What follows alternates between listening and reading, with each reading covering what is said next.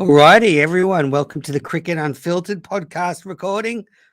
At this stage, I'm doing the whole show solo because I'm still waiting for Jaleesa and Paul to turn up.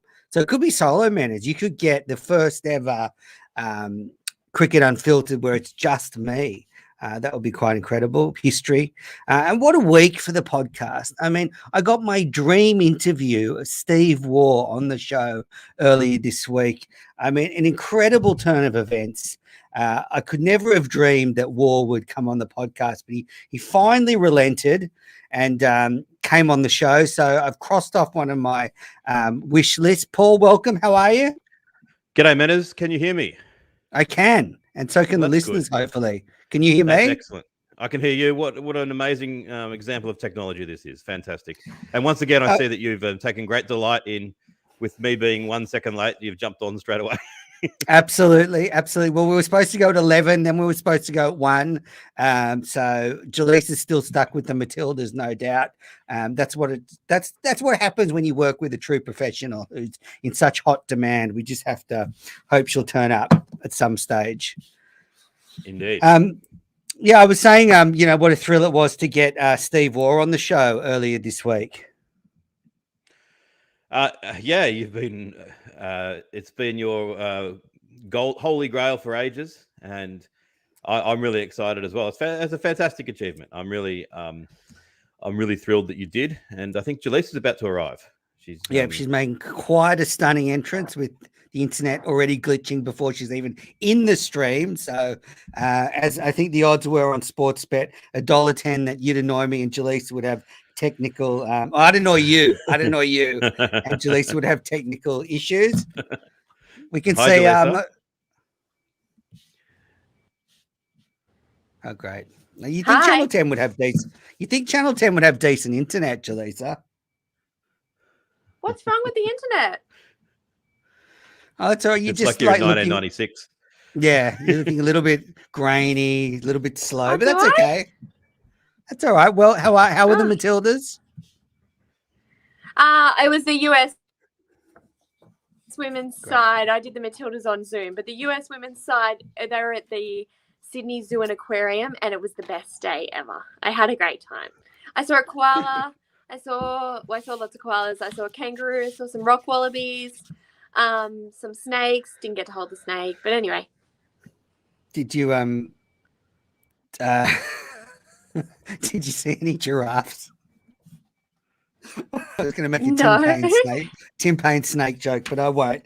All right, let's get into. I was going to say, what's so funny about a giraffe? You were laughing, and I was like, no, is this an inside joke? It's an inside joke in my crazy brain. All righty, so let's get in. I stream because we can't edit it. That's it. Well. All right, well, let's get into it. We've got a lot to get through. So it's we've got the big news, obviously, still reacting to the Tim Payne fallout. Then we're going to get into the headlines. The WBBL's hitting its final stages. The Sheffield Shield is underway. And then we've got lots of listener correspondence to get through. It's been alive and well on the wires the last few days. They've been coming in. So let's start, though, with, the Tim Payne fallout. And I thought what we'll do is let's go through sort of each party individually and just see where they've gone wrong. So, I want to start with Tim Payne. I like the delay. Jaleesa can just laugh at my jokes a minute after they go to air. Now I'm just waiting for the laugh now. Oh, no. No, I've heard you. I'm just scared. All right, so Tim Payne. Okay, so yesterday, Cricket Tasmania were pretty scathing in their treatment. They were pretty scathing in their response about the treatment of Tim Payne by Cricket Australia. But I mean, I guess, Jaleesa, you can start. What did Tim Payne do wrong in this situation? Well, what Tim Payne did wrong in this situation dates back 4 years, so quite a while ago. But to me, the part where Tim Payne has gone wrong was sending the picture.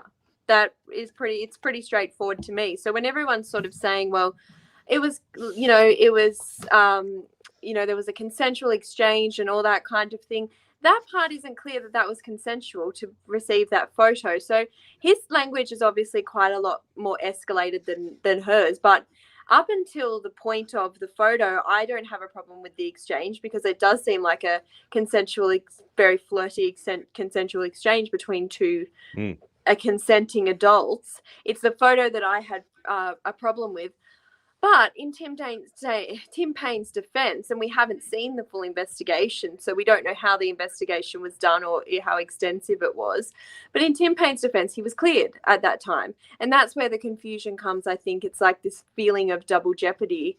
Well, why are you only in trouble when it gets out to the media? And that's the problem that I've had with the whole situation, is that it's been a smother job until it got out to the media, and then suddenly you want to punish him. And I have a real big problem with that, because if you don't think that what he did was right, then you shouldn't have thought it was right for all these years.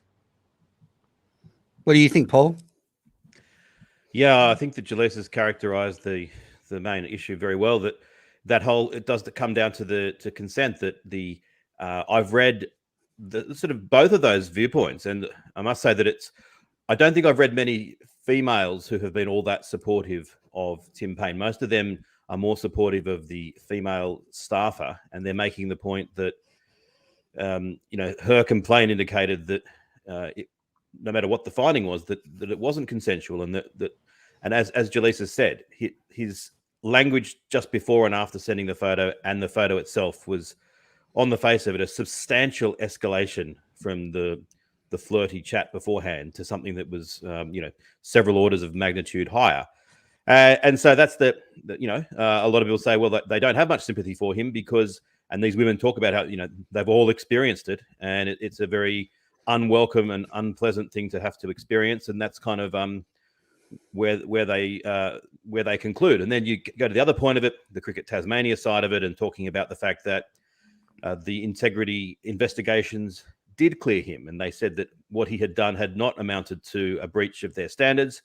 They didn't condone what he had done, etc. But the decision was made at the time in 2018, in June 2018, several months after he'd been appointed captain, that it didn't require him to then be removed from the position. So you can then say, well, okay, I can understand if that's the point that you take, how Cricket Tasmania would now be feeling, that why was it okay then and not okay now? And you could almost say, well, was it a thorough investigation at the time, saying, okay, we're not going to just investigate the actions, we're going to investigate the actions in the light of the fact that he is now the Australian Test captain.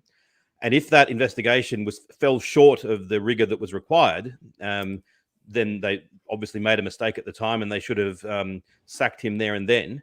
On the other hand, if that investigation was searingly, brutally powerful, and it was held him to the highest standards, and said, although it was unseemly what he did, knowing more than we probably know, if they had then said, no, it genuinely doesn't require him to be stood down, then you would like to think that now, and at the time, they would have said, listen, if this ever comes out, we will ride through with it, and we will back you, and we'll make our position clear and explain our reasons for doing so. So the fact that they've kind of done neither one thing nor the other really does leave them open to a lot of criticism. Yeah, absolutely. I think with Tim Paine, he even writes in the messages to this woman that if this gets out, he's fucked. So he knows that he's crossing a line. Then he also knew by not releasing it to the public, it was a ticking time bomb waiting to explode. So I don't think it should come to any surprise to Tim Paine that he's had to resign. He knew it was there. He knew this could happen, and he chose not to release the findings of the inquiry in 2018. Now, Nick Cummins, who was head of Cricket Tasmania at the time, was on Gerard Whateley's show yesterday, and he said that the Cricket Australia policy is not to release the findings of inquiries if a breach is not found. But Tim Paine knew, despite the fact that no breach was found, it needed to be dealt with at the time. And you look at the context of the time. It was just after Sandpapergate. Australian cricket was in absolute turmoil, and they chose the easy option, which is let's just hope it goes away. And it was just waiting to explode. So I think Cricket Tasmania saying that, it's Cricket Australia handling Tim Payne badly now. I think it more points to how it was handled at the time, that they'd actually just botched it then. And, no surprise as former chairman David Peaver is defending his actions. Well, he's left a terrible legacy on the game in this country. And this is just another part of it. But we don't know the full investigation, and perhaps he was cleared, and maybe the investigation was done correctly and he was cleared, and perhaps Tim Payne at this point didn't need to stand down at all. If they're really confident that it was done correctly, then perhaps he didn't need to stand down at all. But absolutely, but then bring it out, then release it. I was investigated over a matter, a private conversation, and I was cleared, and then it's done. It's an interesting point that you make, Menners, about the message that said, if this gets out, we're ducked. It's an interesting point, because to me that just shows really poor judgment from someone who needs the best judgment, one of the best judgments in the country, especially coming off a period where we had seen the whole team torn apart because of poor judgment. It just felt like, well, if anything, I don't really want that to be the Australian, even if he's done nothing wrong, if it was all consenting, if he knows that this is going to blow up in his face if it comes out and he's still chosen to send it, that's terrible judgment. And I don't really want that kind of judgment as the head of the Australian cricket team. There's also the element that, like there was an article by Jess Halloran in the Daily Telegraph today, and she writes, just like that, Tim Payne has somehow become the victim. Payne, the guy that sent an unsolicited picture of his penis to a woman and she in turn complained, is the one Cricket Tasmania is saying we should feel sorry for. And I see where Jess is coming from, that we've got to stop making excuses for Payne, and it's a bad look for Cricket Tasmania to be coming out with these statements. Well, it was a weird response from Cricket Tasmania from the start when they said something about, this woman has been charged with theft. All right. That's right. Okay. And sorry, what am I? Okay, well, then send her all the unsolicited pictures you want. Like, what? Yeah, that was just exactly the most bizarre. It just sounded like, even if you were trying to provide some weird context, you actually just sounded like you were victim blaming, and you made yourselves look horrendous.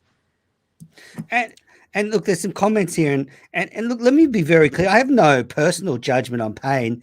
People can send pictures of their members to whoever they want if it's consensual and it's not in a professional environment. I mean, and I'm sort of feeling that the investigation that was done has gone around the technicalities of the fact that Tim Payne wasn't a contracted Cricket Tasmania employee. He was a Cricket Australia contracted player at that time. And, she was a Cricket Tasmania contracted. So you could sort of pay, you could draw a few, do a bit of fancy footwork and say, well, they weren't actually co-workers. But I'm sorry, that's just BS. As soon as Tim Payne is picked in that Australian side, he's worth a fortune to Cricket Tasmania. How much is it worth to them having the Australian captain? Hundreds of thousands of dollars, I'm guessing. So I think they just danced around it to find the result they wanted. And, if they were really convinced that he was innocent, they should have released it at the time. Our Australian captain was investigated and we found no breach. And then, who knows what would have happened then? He probably would have had to step down anyway, but wouldn't be a week before the Ashes. Yeah, the lack of the clarity around it would be good to get those details as well now. I mean, I don't assume we ever will, and maybe there are reasons that they can't. But in this era where they want to be more open and transparent, why can't they release the full text of the investigations that occurred back at the time? Absolutely. I'm surprised the photo hasn't bobbed up itself on social media somewhere. Usually these things emerge on the internet somewhere. Jaleesa's what are you shaking her drinking? head. Just coffee, cold brew, a bit of orange. So the next question is then about Tim Payne playing in the Gabba. So I was pretty vociferous when the news came out that I didn't think he'd play in the Gabba and probably shouldn't. What do you two think now? I think that he will, just purely because they've actually already picked the squad. Like, they've picked the squad. So I think that he will, because it would be it'll be a big thing for them to then actually, you'd have to actually change, get rid of him. It's not like the squad hasn't been picked, but so I think they'll show him a bit of loyalty. I don't think that they should, not because of this scandal, because I think that he's paid the price for that, but just because I just don't think he's in form like we've seen in the last couple of days. So I just don't think he's the best person to be picked. What about you, Paul? It's hard to know. I mean, my instinct is to say I agree with Jalisa in terms of it feels as though the punishment of losing the captaincy and forever, this will be the first thing that people remember about him. That is a very ignominious thing, and it seems a pretty strong punishment. So I'm okay, I think, with him still playing in the side. When you then move to just cricketing questions, as I've often said, I think it's probably much of a muchness. I think that whether it's Carey or whether it's someone else or Payne, they're probably likely to do a fairly similar job in the Ashes. And I think that's what you need to consider, that it's the most important test series. So I don't think you need to have an eye for the future. I think you just need to have an eye for saying which cricketer is most likely to do the best for Australia in these 5 Ashes test matches. And I think that if you could somehow quantify it, you'd find that Payne, whether it's Carey or Inglis or Jimmy Pearson or Matthew Wade, there wouldn't be a great deal between them. And given that Payne is the incumbent, has had, a pretty decent record, he's averaged more than Rod Marsh and Ian Healy, then again, I can live with it if they pick him in the side. You're curious that George Bailey... It'd be interesting to see how he handles the pressure, though, of being, that kind of chat that's going to come at him at the Gabba. Like we saw, he didn't handle the pressure at all when there started to be a bit of a verbal exchange at the Gabba with India. He just got frustrated and was performing terribly. Well, it's about to get 1,000 times worse, and especially when you got the Barmy Army there. I wonder whether it will. The Barmy Army will be reduced in number because of the travel situation. I just feel that people won't. There'll be some, I think, but my instinct is it won't be quite as big as maybe people think. Peter Lawler made a good comment on the radio with Jared Waitley. I think it was yesterday, saying that it's probably the place he enjoys being most at the moment is in the middle of a cricket field, because it's kind of you don't have to deal with your phone or the media there. You're kind of in a relatively good space. So I think my instinct is that he'll handle the pressure okay, and that he'll probably, again, deliver a performance similar to what he has done, and that is of a very decent wicketkeeper batsman. Yeah, I agree with that. George Bailey, said he's not going to take part in the final decision on whether Tim Payne should play at the Gabba because of their very close friendship and business partnership. And, Mark Waugh said that was a bit of a cop-out, and Robert Craddock said much the same. I see where they're coming from, but I also think that at some point you've got to acknowledge, if you're Bailey, that there's too much bias. Actually, there's too much subconscious bias for him to make an objective decision on it. So I can sort of support that. I mean, good for him for acknowledging his own bias, but maybe you shouldn't have taken on the job then, because you're going to have to deal with all these people who you are probably pretty close to. So if you can't, I think Payne's a different case though, because they're actually not just, apparently they're like really good mates, and they have a business together. But if you're that close to the Australian captain, then probably maybe you shouldn't be take on the job. Yeah, maybe. I can see that point. They would argue that, I suppose, and I don't agree with this argument, but they would argue that by being so close to the players and a relatively recent product of the system, that he has greater insight, greater affinity with them, can deliver messages in a way better than in the past. And there's been accusations in the past that the selectors have been a little bit remote and players haven't been given the feedback that's needed. And I think that they would say that by getting Bailey, we get someone with these relationships, so those conversations will be a lot better. And the trade-off to that is, well, he's a relatively recent player, so he is going to have close relationships with some of the players, and they would say that trade-off is acceptable.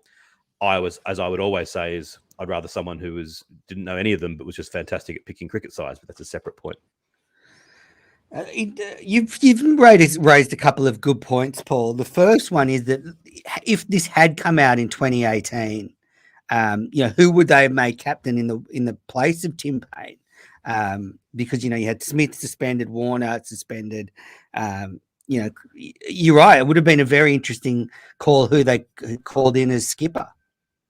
Well, I was thinking about it. I mean, it might have been Aaron Finch, because it was 2018. He was about to make his Test debut. It would have been quite a thing for him to make his Test debut as captain, but he had been although he'd been robbed of the one-day captaincy for that tour, didn't they? That shows how strongly they had invested in Paine. That Paine, who wasn't even in the one-day side, really had been put in there. And this came out the day he left. The day he left, right. This came out. He got the word. I mean, Usman Khawaja, I think, would have been made captain in that case. I can't. Yes, I forgot about him. Yeah, I think. I was thinking Usman as well. Yeah, no, you're 100% right.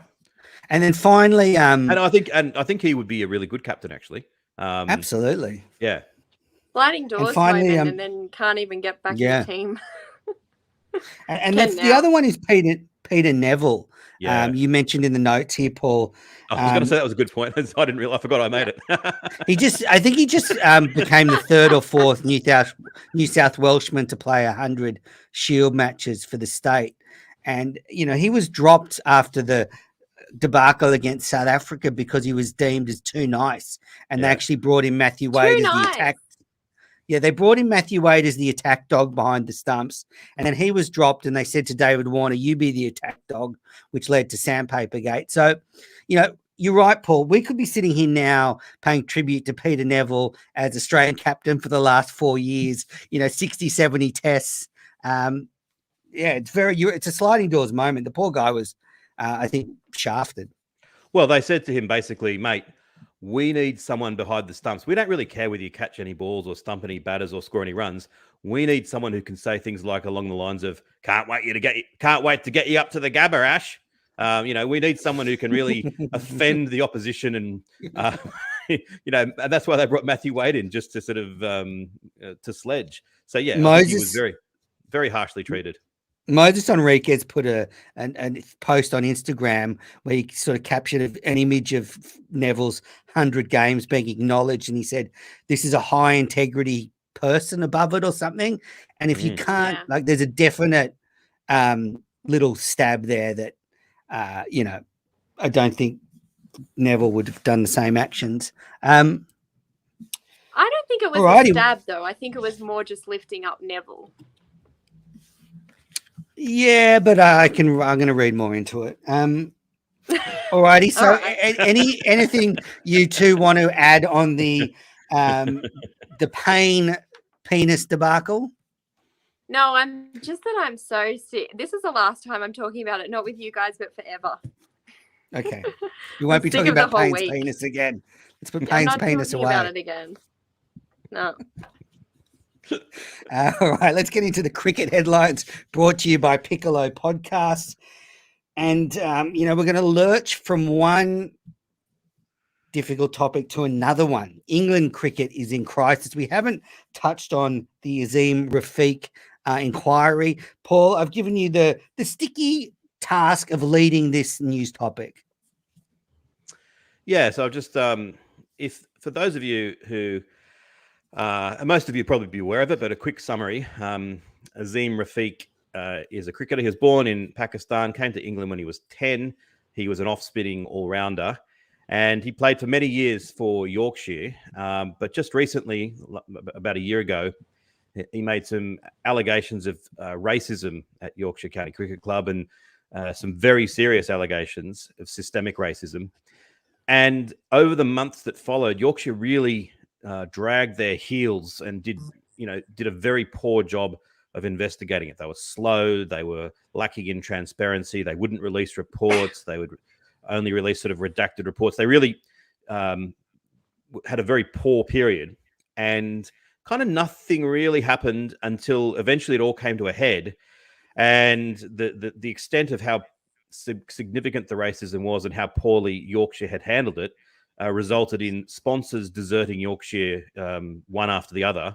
And this all happened in the space of a few hours. And the England and Wales Cricket Board, the ECB, saying that Yorkshire was no longer entitled to host international matches for sort of indefinitely. Now, so both of those combined would obviously have an enormous impact financially on Yorkshire. But I just wanted to talk about, I suppose, the fact that this is an Australian cricket show predominantly, but we do talk about world cricket issues, and this has been massive. I, on Twitter, follow an account that shows the back pages and front pages of all the English newspapers, and cricket has rarely had as much publicity as it has over the last couple of weeks for this very reason. It's been front and back page news. And, you know, it would be wrong, I'm sure, for those of us in Australia to think that this doesn't, that elements of this don't exist in Australia as well.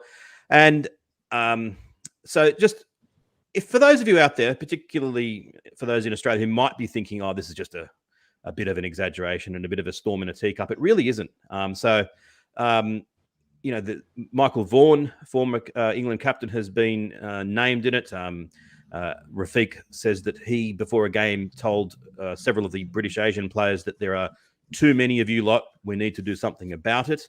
Vaughan strenuously denies saying that. But in addition to Rafiq, Rana Navid Al Hassan and Adil Rashid, who were both playing in that game, say that they recall him saying that as well. Gary Ballance, former England player, Yorkshire player, has admitted using derogatory racist terms to Rafiq. And he used to had this habit of calling all people of colour Kevin. Alex Hales, the England cricketer, had a black-coloured dog, and it was named Kevin, and the implication is it was for that reason, although, again, Hales strenuously denies that. And it's even brought in Joe Root. There's no accusations at all of Joe Root saying anything racist, but he was a housemate of Gary Ballance and has come out and said he doesn't recall anything that has been said that was racist, which a lot of people have said has been a disappointing reaction, given how widespread it was. For Root not to be able to recall it is disappointing. So I'll pause for a second if you guys want to add anything, but I've just got a couple of excerpts from a couple of articles that resonated with me that I think are worthwhile reading. But have you guys got anything to add at this point? No, just that some of the accusations, they're just really hard to read and listen to, and it's just a really awful reflection of cricket. And thank goodness that these people are speaking out now, because you would hate to think that would be perpetuated in the future. Yeah, I agree. And, I've spent a lot of time in England. My wife's English, played cricket there. So, none of this surprises me, having spent a bit of time in the culture. There goes Jaleesa. Maybe a car's getting towed again. But hopefully she'll be back. So, yeah, Paul, I mean, very concerning. What the passages you wanted to read out? So Barney Ronay in The Guardian described the testimony that Rafiq has just given to a parliamentary inquiry. And just some of the quotes from that, I think, emphasise... I think they speak for themselves. So Ronay said that Rafiq delivered a devastating, fearlessly detailed description of institutional racism shared live and unedited with the British public. It was hard not to marvel at Rafiq's performance. He was electrifying. His evidence was forensic, brutal when required, and heart-rendingly honest. Rafiq took a committee designed to take evidence and a room filled with MPs paid to opine and preach, and simply overwhelmed the whole process with his testimony. And straight away, we were into the specifics of the abuse he suffered at Yorkshire. Elephant washers. You lot sit over there. Constant use of the P word. Rafiq talked about being held down by another Yorkshire cricketer when he was 15 while playing for his local club and having red wine poured down his throat. Rafiq is Muslim. He had never drunk alcohol before. An MP asked if no one intervened. Rafiq explained calmly and tolerantly how it works. That's the institution. You have people who are openly racist, and then you have the bystanders. Lots of people saw it happen. No one felt strong enough to say stop, said Rafiq. There was real pain at the allegations against Martin Moxon, Yorkshire's head of cricket, who literally ripped the shreds off me the day after Rafiq returned to work following the death of his stillborn child. He explained how he went through every mechanism, how he wept in front of the Inclusivity and Diversity Board member, but still nothing happened. There were some warm words for Jason Gillespie and for Joe Root too, even as Rafiq half buried Root by pointing out that, contrary to what Root has seemed to claim, The England captain was present on nights out when all this was flying around. It was the norm, said Rafiq. That's probably why some people don't even remember it. And Roney then adds, there was a startling point of contrast later in the day as the chief executive of the England and Wales Cricket Board, Tom Harrison, gave evidence and produced a wretched show of prevarication, flannel, and non-speak buzzwords. To see him attempt to field basic, utterly foreseeable questions was to see an executive embarrassingly ill-equipped to deal with his brief. Here we had a salesman asked to speak to issues of character, culture, and morality, and simply drawing a blank. And the other one I just wanted to read briefly was from Saj Sadiq, who is the editor of Pack Passion. He's a British Asian. I think he lives in the north of England. And he said that ask any British Asian and Azim Rafiq's experience of racism will sound horribly familiar. The only shocking element of Rafiq's revelations is that people are surprised that this type of behaviour has been allowed to take place. It is endemic.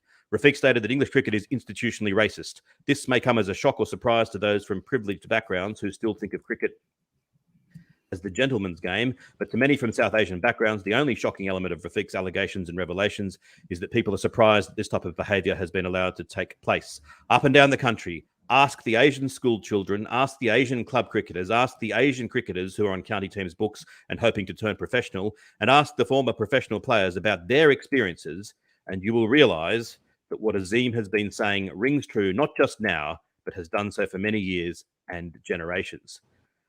So if you look him up on cricket at Pack Passion, you'll see more of that. You can find more of that article. But I just thought that was a powerful set of words. And hopefully for those of you who thought that it was a storm in a teacup, if there are those of you out there, you'll realise that it is much more than that. And for people in Australia and the rest of the world, look to your own circumstances. I'd like to think that in every Australian cricket club, it's a welcoming environment free of racism, but that would be highly naive. And that sometimes what you might think is banter is not. And, put yourself in the other person's shoes and see if we can get things better as a result of this. Well said, Paul. Yeah, well said. I do want to point out that in the days after Rafiq's testimony, it surfaced some anti-Semitic messages that Rafiq had sent to somebody. So that was very disappointing. It just shows that, I mean, he's as guilty as of a lot of the same things he's accusing others of, but it doesn't take away the what needs to be fixed, the institutional racism. But on one hand, he's accusing Vaughan of being racist because Vaughan's made a very bad joke, and I'm not defending the joke. And then he's sending anti-Semitic messages to a friend of his. So Rafiq's no saint either. And yeah, just the whole thing is disappointing. And I hope out of this, cricket is better. Yes, but Rafiq doesn't need to be a saint. As you said, this doesn't reduce the impact of the situation. That those out there who are saying, oh, well, they're all just as bad as each other kind of thing, that's a very incorrect take to have on it. That, yes, Rafiq said some racist things, which he has sincerely apologised for. Just like Ollie Robinson did when he was younger, said some wrong things. But that doesn't hide the fact that this institutional racism does seem to be present. And it doesn't seem to be just at Yorkshire, because all the counties have now enabled people to make complaints. And apparently every single county, all 18, have now had complaints of racism raised from people. All righty. Anyone want to add to that, or should we move on and talk about some cricket, the WBBL? Excellent. Yep. All right. So the WBBL has hit the finals. So the top four has been decided. The Perth Scorchers are hosting the grand final this Saturday at Optus Stadium. And then, tonight, as we record this, but when you're listening to this, you might know the result. The Heat are playing the Strikers. The winner of that game plays the Renegades for a spot in the final. To note, it's been a tough tournament to pick. The defending champions, the Sydney Thunder, have crashed out. The losing finalists, the Melbourne Stars, have crashed out. And the Sydney Sixers have won their first ever wooden spoon. So congratulations to Elise Perry. I just wanted to pull out some performances from the WBBL so far, just to make note of. So Sydney Thunder, Smriti Mandana scored 377 runs at a strike rate of 130 with a fantastic century towards the end of the tournament. And I thought she was, a great addition despite her team underperforming. We really saw the benefit of having the Indian players, Paul.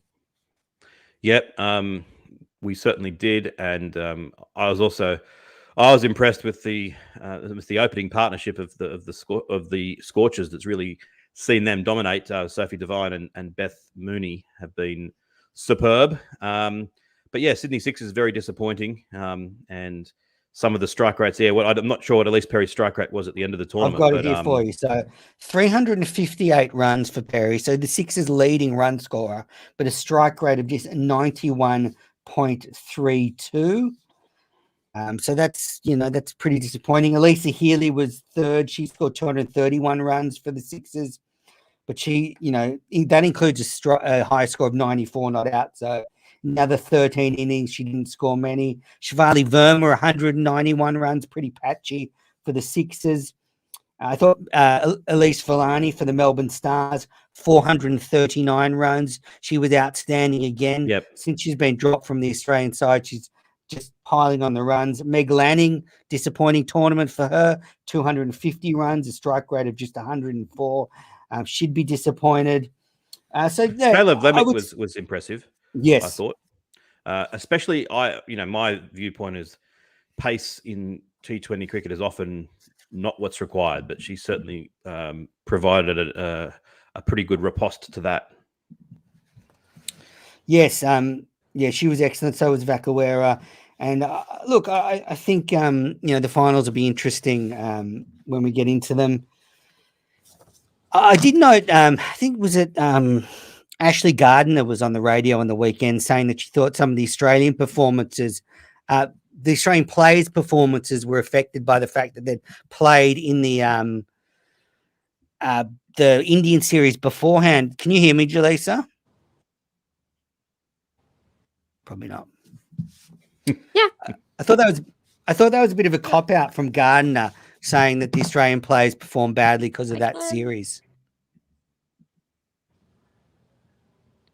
Can you not hear me? Now. Oh. There's a bit of a lag. All right, let's move on from the WBBL. Next time we record, we will know who the champion. Yeah. It's a bit glitchy. All righty. Okay. Sheffield Shield time. So, funny week. New South Wales played Victoria at the SCG. That was delayed by a day due to Will Sutherland catching COVID. But then on Tuesday, they had to call stumps early at Karen Rolton Oval because the pitch was dangerous in a match there between South Australia and Queensland. Incredible. Yes, those that are calling it the Karen Rolton Highway have been having to force to change their name.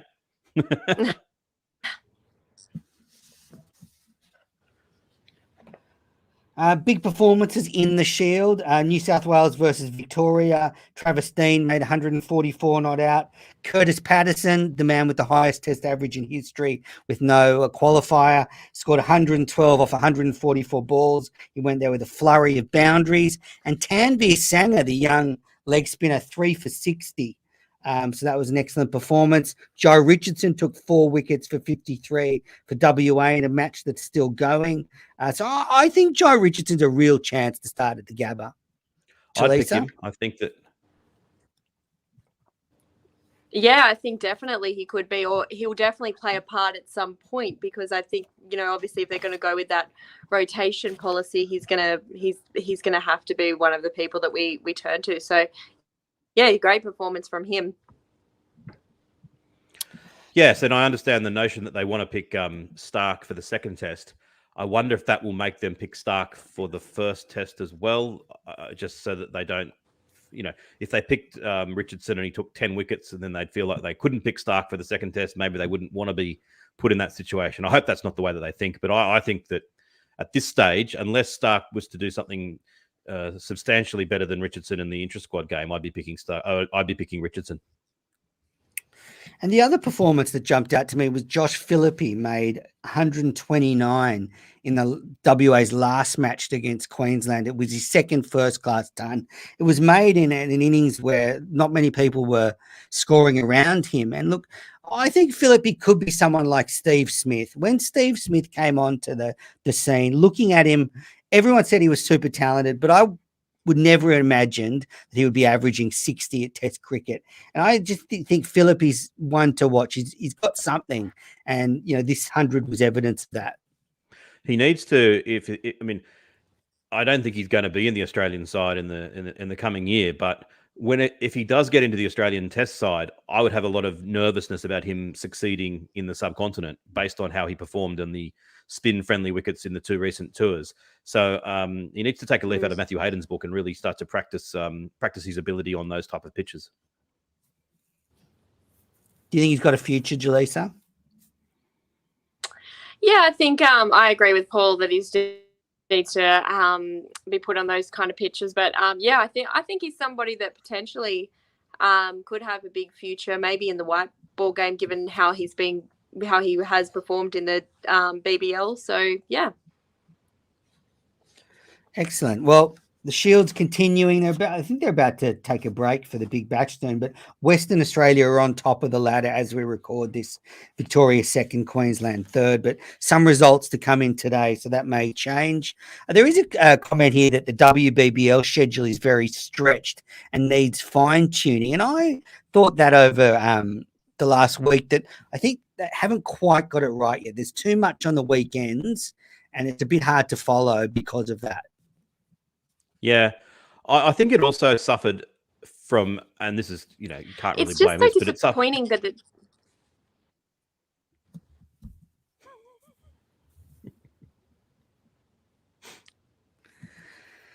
You go, Jaleesa. I don't know how late I am now. I think it's disappointing that they are so compacted on the weekends, because the thing that everybody loves about BBL is there's always something to watch every night. So I just think there would be a lot more night games during the week would be really great. I generally have been pretty happy with the BBL this season with scheduling, particularly because it fell into space at the start where there was just not many other sports to overcrowd it. But yeah, I just think a lot more night games during the week would really elevate it. I completely agree. And I think that it also suffered, and it's not its fault, but it suffered for me being up against the T20 World Cup, that my bandwidth wasn't enough, and I ended up focusing on the T20 World Cup. But it's amazing how like children TV viewers are, and I put myself in this category now, that if I knew that every night on say Channel 7.2 there was going to be a WBBL game starting at 7:30, I'd watch it every single night. And it's crazy. It shouldn't matter, but I sometimes think, it's probably not on. I won't even bother turning it on to check, which is just bizarre, but that's kind of how it is. So I think it's at the point now where that's what they need to do. And I think it would have legs. I think it would rate really well. Yeah, I agree. More night games. Alrighty. So that's the cricket headlines, the glitchy cricket headlines. Let's get into viewer mail. So, Paul, have you got the notes there? We've got, I think, 5 or 10 minutes before we have to end this show. Yep. Jaleesa could disappear at any time. Paul, do you want to start with the first one? And reappear. Hajik.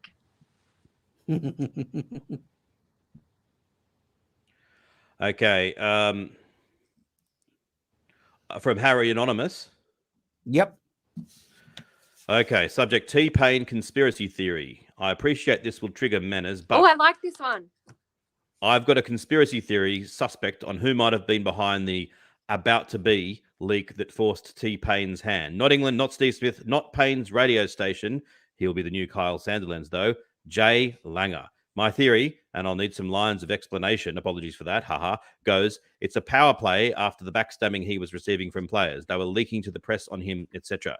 JL is not one for backing down. He gets in the trenches, fights dirty if he has to. With a new captain, maybe they keep the World Cup winning coach and JL can eventually leave on his terms, not because of some whinging players. Will the question ever be asked about who actually was going to leak? Why now? So was it you guys who said that apparently most of the state cricket community knew? Fair enough. If it was the woman or someone linked to her, a Herald article suggested it was. I find it fascinating. On Payne, though, the person they chose to heal Australian cricket from its toxic culture, they found out was up to his belt in the toxic culture. It's an indictment of what Australian cricket is most of the time. I could go on and on. I don't think it was Langer. Do you, Jaleesa? No, I don't think it was Langer. And, without knowing who has leaked it, particularly this time or anything, these rumours and, the situation had been going around for quite a few years in cricket and media circles. So I don't think it was a massive surprise to everyone, but I don't know who leaked it, but I can't imagine it would be Justin Langer. It would be just so stressful to have this heading into an Ashes series. I don't think he would have wanted this at all. Yeah, no, it wasn't. I like the theory. It's curious though that Langer knew about this, that when, he must have been aware that this was under the surface and he was backing Payne the whole time. That is interesting. All right, next bit of correspondence from Fred 1971. I know you'll chat about Azim Rafiq. Please do him proud, because this has been a long time coming. He's brave and he's a star, and this will make things better. Thank you for sending that in. This is from Anonymous. I've been listening to the pod for years, and Paul is definitely more irritable towards you lately. Paul, please explain. You've just become more irritating lately. Yeah, because you're annoying. This next one. Hi, guys. I think Payne deserves his spot in the side for the Ashes. He averaged 40 against India last and was Australia's third best batter behind Smith and Marnus. Surely he gets picked on form if fit. I look forward to the new podcast, and that's from Alexi. Yeah, look, we did go through that one, but I think, if fit and in form, he'll probably line up at the Gabba. And despite his actions, I do think I'm glad he'll get a chance to sort of go out of the Australian team, not crying and admitting to sending a picture. Yeah, that's assuming he goes out. I mean, if he might decide, let's just say that he plays well during the Ashes. He will say, that's it. I'm playing until you have got no choice but to drop me. That would be annoying. All right. Next question. Next comment. This is from Rajay. Hi, guys. I listened to the podcast and I am a fan. You were generally on point with the coverage, but I think you were out of touch on this Payne issue. A lot of the focus seemed to be on the idea of two consenting adults with very little regard paid to what it all means and what it meant for Payne's wife. We're all not perfect, but Payne was not faithful to his wife, and that should be a big deal. That's kind of where I sort of disagree with this so far, that I think, that personal stuff is none of our business. And then the next one was Menners. I also thought you were totally off the mark with what the incoming board members agree. I don't think should have done. It's any of our business in terms. Oh no! It's like the worst freaking podcast ever. Well, look, this is the last bit. I'll just get to the bit. Angelisa, your input is too valuable for it to be muddled with bad Wi-Fi. Time to sort it out, please. Cheers. That was from Rajay. Sort it out for him. All right, let's just do Can't Let It Go, because this is annoying. What's your Can't Let It Go, Paul? All right. My Can't Let It Go is that I have possibly stumbled onto something that's quite a big find. I almost certainly haven't. I'm just probably my memory's gone. But I distinctly remember seeing somewhere that it has been said that there is no footage, that the earliest footage of the Ashes in Australia is the Ashes of 1924-25. And although there was footage taken of the Ashes of 1920-21, that none of it exists. I happened to see a YouTube video the other day that was kind of misleadingly titled. It was just something cricket from 1921. And I started watching it, and it was just this cricket in England. And all of a sudden it said, it suddenly referred to the 1920-21 Ashes and purports to show footage of a packed Sydney cricket ground showing a couple of balls and the crowd. And So if you have a look at my Twitter, Paul Dennett _, it's about 4 or 5 tweets ago that I sent it out. If anyone knows a lot more about this than me, I'd love someone to have a look at that video and tell me if that A is the 2021 Ashes. It looks like it must be. And B, is that something a remarkable find, or is there loads of that stuff going around? Because I've certainly not seen any, and it's potentially very exciting. I did see that footage come through, Paul. Thanks for sending that to us. Jaleesa, Can't Let It Go.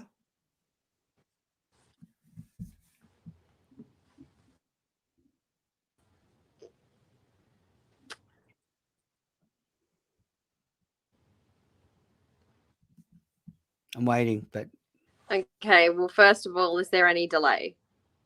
only about a minute. That would be a yes.